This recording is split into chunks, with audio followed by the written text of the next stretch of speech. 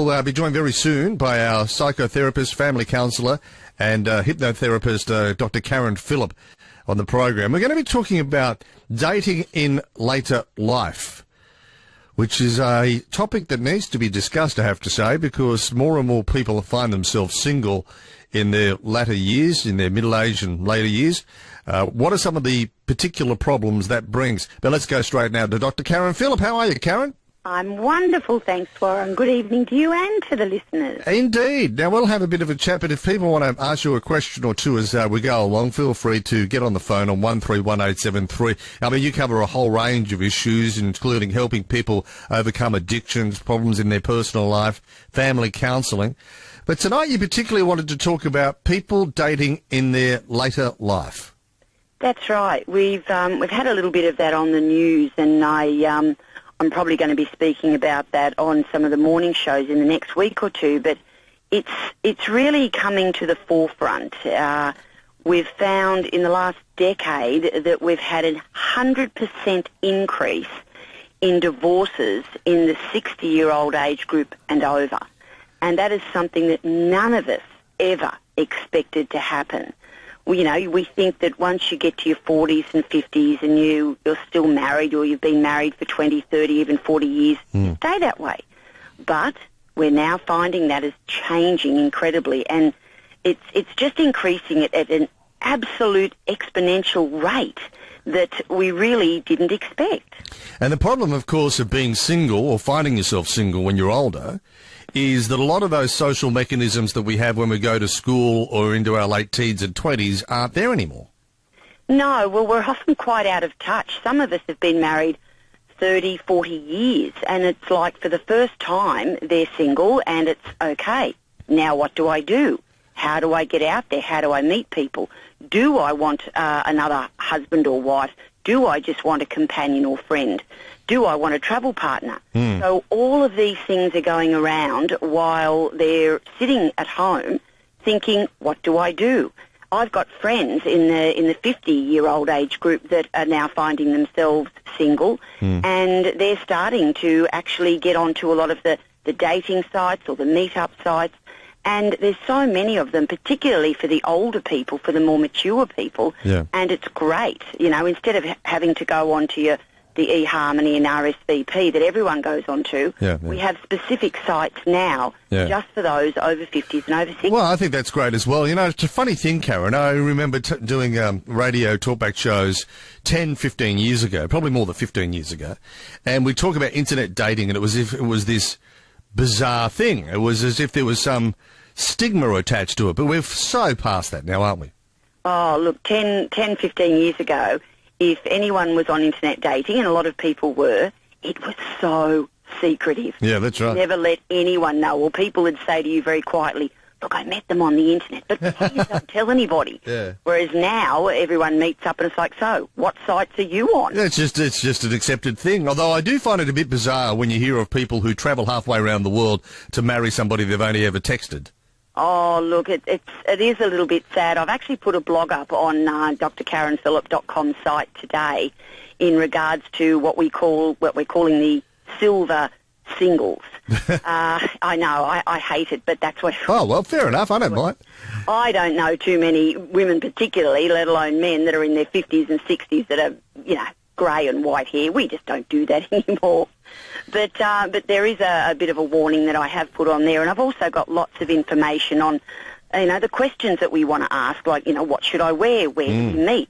What will I talk about? What if I don't like that person? What if they don't like me? Yeah. So just those sorts of questions that really come up a lot, and particularly when you are doubting your ability to impress someone, to get out and meet someone. Well, confidence when you... ability to be liked by another person. Yeah, confidence would be a huge factor, I guess, for some people when they're in their 40s, 50s, and particularly 50s, 60s, 70s.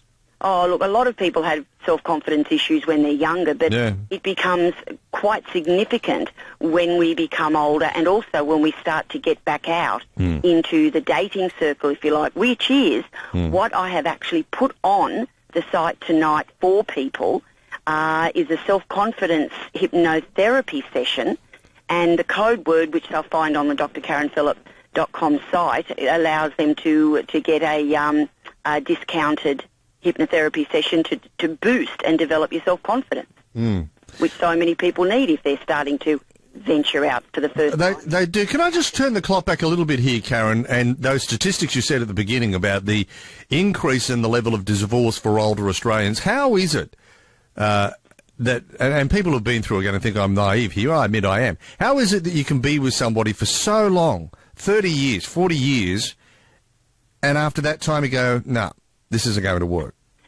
Well, what we're finding now is that we sort of call it empty nesting. So all of a sudden you've been together perhaps 30 to 40 years. The children, the last child, maybe at 25, 27, even 30 these days, has left home. Yep. And then it's just the two of you left. Yes. Now, you've lost your connectiveness as a couple. You've lost your ability to connect as a man and woman because you've been mum and dad perhaps 30 to 40 years. Yes. And then all of a sudden the kids have gone, perhaps they've moved a distance away, so you might connect with them every now and again on by phone, but they're no longer living either within the house or around the corner. So it's just the two of you. And then a lot of people sit up and go, well, hang on a minute, I don't even know this person that I've shared my life with for so long. I don't know who you are, and you know what, I don't even think I particularly like you anymore. So that's when one or both decide that I want to separate, I want to end this relationship, and I want to live the rest of my life either by myself or with new friendships or new companionships, someone that I can get on with, that treats me with respect and courtesy, with people I like. Because we sometimes lose that ability, particularly if we've had a partner that has been a little bit harsh with us, but we've stuck around because of the children, and we didn't want to break up the family, and we didn't want to put the children through a divorce. Once the kids get to adulthood, it's not such a difficult decision anymore. I suppose so.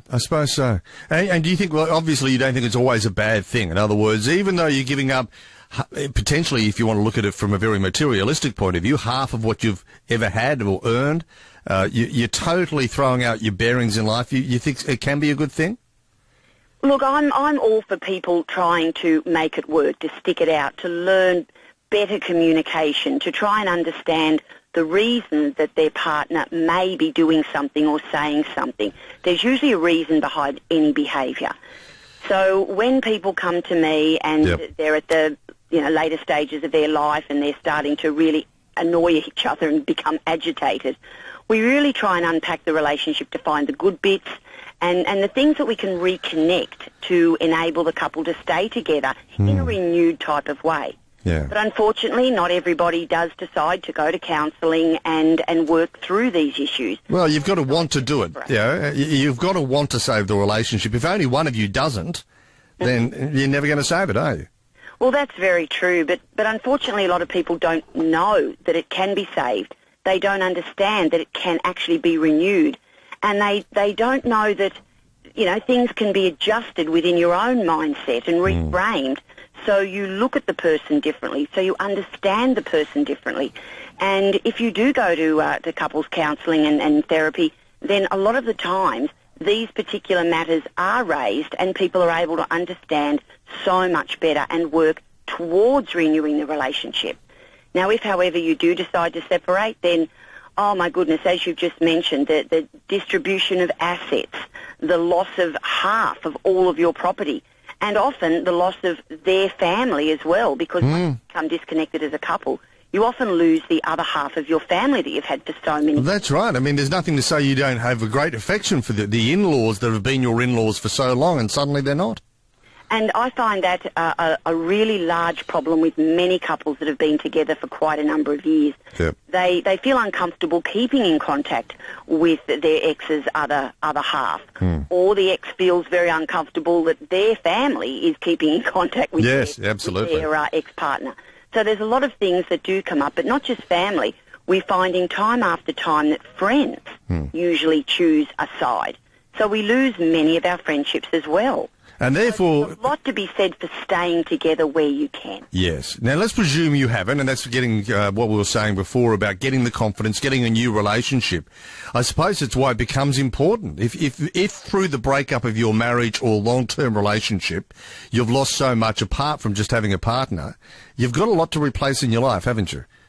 You do, and it's important. There's a few points that I've got on the Dr. Karen Phillip blog site tonight, but when we are, putting up our profile in a lot of these sites, and I've got all the sites and the links listed as well in the blog for any people that may need them. But the first important thing that I let people know is that they really need to be honest in their description, in their profile. We don't want to elaborate on ourselves and make things up that aren't true, because we're really wasting our time. And we also need to decide, do we want another relationship, or do we simply want a friendship, or do we want a companion? And all of these are the sorts of things that need to go in the profile, so we are attracted to, and those people respond to us that do have the same outlook, same likes, same want and need. Yeah, so true. Honesty is important. I've got to leave it there, Karen, but if people want information, including those resources about confidence, what's the information? Yeah, just go to Dr. Karen Phillip, drkarenphillip.com. They'll get the code word and the link for the self-confidence, but they'll also get the information on the dating, all of the dating sites. They'll get the information that I give them on questions to ask, what not to say, and how to really get back into being another relationship again. Yeah, drkarenphillip.com. Thanks for that, Karen. Thanks, Warren. Bye.